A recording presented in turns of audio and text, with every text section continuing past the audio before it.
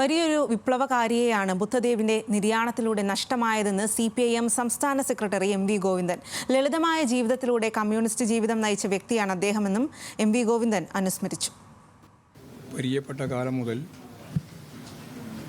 എല്ലാ സന്ദർഭങ്ങളിലും പാർട്ടിയുമായിട്ട് ബന്ധപ്പെട്ട് PB അംഗമെന്ന നിലയിൽ വരെ ഉയർന്നു വന്ന് ബംഗാളിനെ ഒരു പുതിയ നാടാക്കി രൂപപ്പെടുത്തുന്നതിന് വേണ്ടിയുള്ള പ്രവർത്തനങ്ങളിൽ പ്രായോഗിക തലത്തിൽ തന്നെ ഇടപെട്ട് മുമ്പോട്ടേക്ക് പോയ ഏറ്റവും പ്രമുഖനായ സാംസ്കാരിക മേഖല ഉൾപ്പെടെ